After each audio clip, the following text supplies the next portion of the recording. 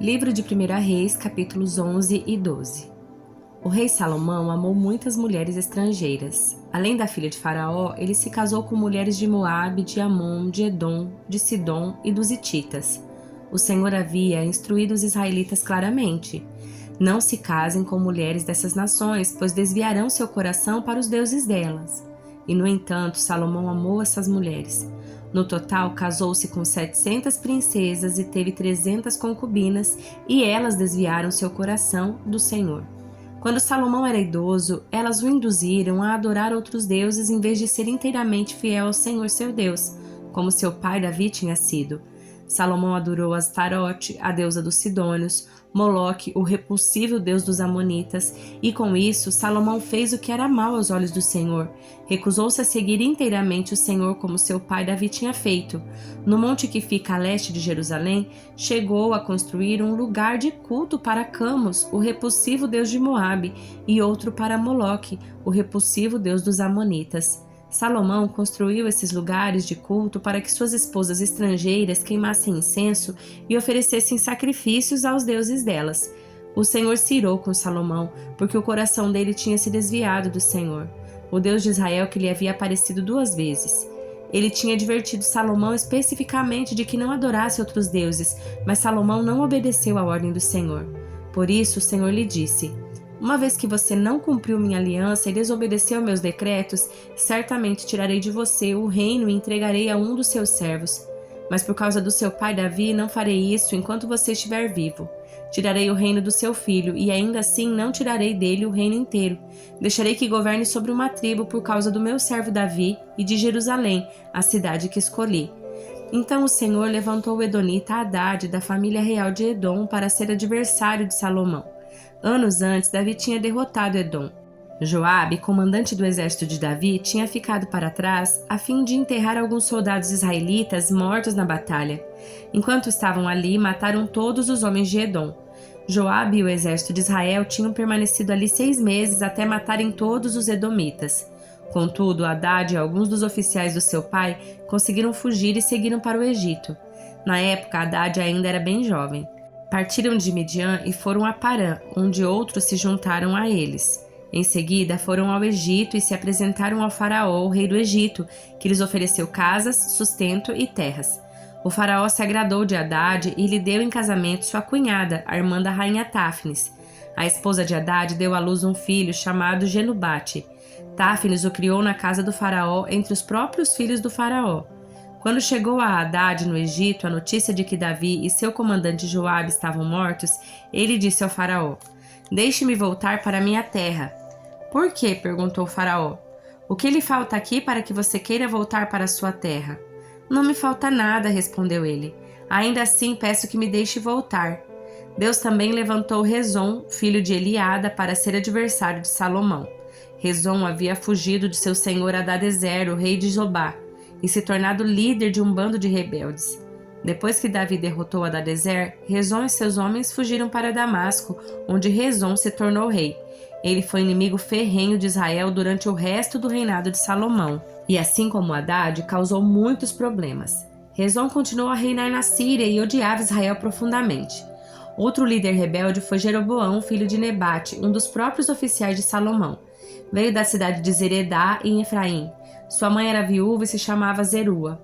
Esta é a história por trás de sua rebelião. Salomão estava construindo o aterro e reparando os muros da cidade de Davi, seu pai. Jeroboão era um jovem muito capaz, e quando Salomão viu como era diligente, encarregou-o dos trabalhos das tribos de Efraim e Manassés, os descendentes de José. Certo dia, quando Jeroboão saía de Jerusalém, Aías, profeta de Siló, encontrou-se com ele no caminho. Aías vestiu uma capa nova. Enquanto os dois estavam sozinhos no campo, Aías pegou sua capa nova e rasgou em 12 partes. Disse a Jeroboão: fique com 10 pedaços, pois assim diz o Senhor, o Deus de Israel: estou prestes a tirar o reino das mãos de Salomão e entregar 10 tribos a você. Contudo, deixarei uma tribo para ele por causa do meu servo Davi e de Jerusalém, a cidade que escolhi dentre todas as tribos de Israel. Pois Salomão me abandonou e adorou Astarote, a deusa dos Sidônios, Camos, o deus de Moabe, e Moloque, o deus dos Amonitas. Não seguiu meus caminhos, nem fez o que me agrada. Não obedeceu meus decretos e estatutos, como fez seu pai Davi.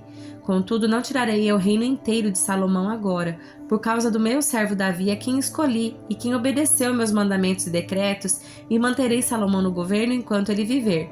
Mas tirarei o reino do filho dele e darei 10 tribos a você. O filho de Salomão terá uma tribo, para que os descendentes do meu servo Davi continuem a brilhar como uma lâmpada em Jerusalém, a cidade que escolhi como lugar para meu nome. Eu o colocarei no trono de Israel, e você governará sobre tudo que seu coração desejar. Se der ouvidos ao que digo, seguir meus mandamentos, e fizer o que me agrada, e se obedecer os meus estatutos e mandamentos, como fez meu servo Davi, sempre estarei com você. Estabelecerei para você uma dinastia como fiz com Davi e lhe darei Israel. Por causa do pecado de Salomão, castigarei os descendentes de Davi, mas não para sempre. Salomão tentou matar Jeroboão, mas ele fugiu para junto de Sisaque, rei do Egito, e ficou ali até a morte de Salomão. Os demais acontecimentos do reinado de Salomão, incluindo todos os seus feitos e sua sabedoria, estão registrados no livro de Atos de Salomão. Salomão reinou por 40 anos sobre todo Israel em Jerusalém. Quando morreu e se reuniu aos seus antepassados, foi sepultado na cidade de Davi, seu pai.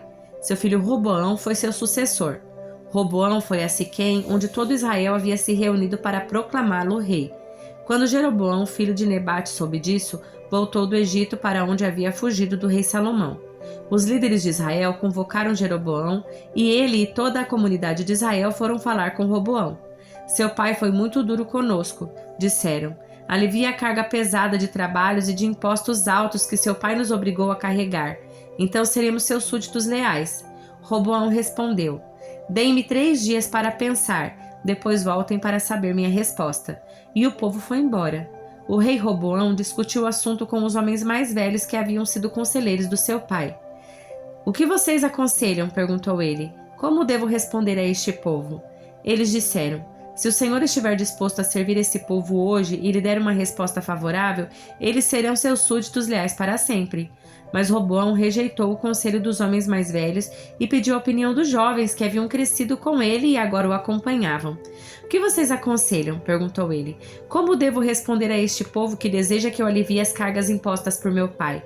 Os jovens responderam: Você deve dizer o seguinte a essa gente que diz que seu pai foi muito duro com eles e que pede alívio.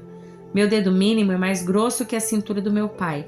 Sim, meu pai lhes impôs cargas pesadas, mas eu as tornarei ainda mais pesadas. Meu pai os castigou com chicote comuns, mas eu os castigarei com chicotes de pontas de metal. 3 dias depois, Jeroboão e todo o povo voltaram para saber a decisão do rei, como ele havia ordenado. Roboão lhes respondeu com aspereza, pois rejeitou o conselho dos homens mais velhos e seguiu o conselho dos mais jovens. Disse ao povo: Meu pai lhes impôs cargas pesadas, mas eu as tornarei ainda mais pesadas. Meu pai os castigou com chicotes comuns, mas eu os castigarei com chicotes de pontas de metal. Assim o rei não atendeu o povo. Essa mudança nos acontecimentos foi da vontade do Senhor, pois cumpriu a mensagem do Senhor a Jeroboão, filho de Nebate, por meio do profeta Aías de Siló. Quando todo Israel viu que o rei não iria atender o seu pedido, respondeu: Abaixo a dinastia de Davi, o filho de Jessé nada tem a nos oferecer.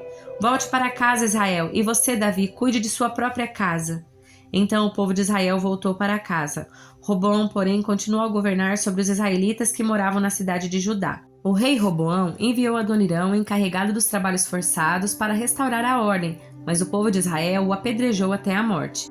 Quando essa notícia chegou ao rei Roboão, ele subiu rapidamente em sua carruagem e fugiu para Jerusalém. E até hoje as tribos do norte de Israel se recusam a ser governadas por um descendente de Davi. Quando o povo de Israel soube que Jeroboão tinha voltado do Egito, convocou uma assembleia e o proclamou rei sobre todo Israel. Apenas a tribo de Judá permaneceu leal à família de Davi. Quando Roboão chegou a Jerusalém, mobilizou os homens da tribo de Judá e Benjamim, 180.000 dos melhores soldados, para guerrearem contra Israel e recuperarem o reino.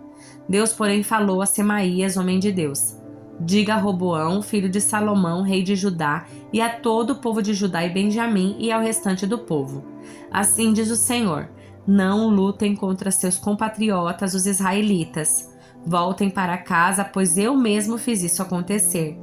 Eles obedeceram a palavra do Senhor e voltaram para casa conforme o Senhor havia ordenado.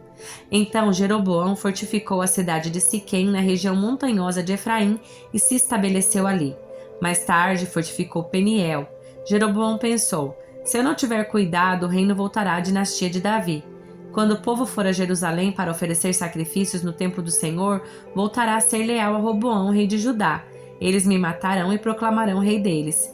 Então, seguindo a recomendação de seus conselheiros, o rei fez 2 bezerros de ouro e disse ao povo: é complicado demais ir a Jerusalém para adorar. Veja, Israel, estes são os deuses que tiraram vocês do Egito. Colocou um dos bezerros em Betel e o outro em Dan, nos 2 extremos do seu reino. Isso se tornou um grande pecado, pois o povo viajava até Dan ao norte para adorar o ídolo que ficava ali. Jeroboão também construiu santuários idólatras e designou para serem sacerdotes homens do povo que não eram da tribo sacerdotal de Levi. Instituiu uma festa religiosa em Betel no 15º dia do 8º mês, uma imitação da festa celebrada todos os anos em Judá. Ali em Betel, Jeroboão ofereceu sacrifícios aos bezerros que havia feito e designou sacerdotes para os santuários idólatras que havia construído. No 15º dia do 8º mês, data que ele mesmo tinha definido, ofereceu sacrifícios no altar em Betel. Instituiu desse modo uma festa religiosa para Israel e subiu ao altar para queimar incenso. Salmo de número 77. Clamo a Deus. Sim, grito bem alto. Quem dera Deus me ouvisse. Quando eu estava angustiado, busquei o Senhor.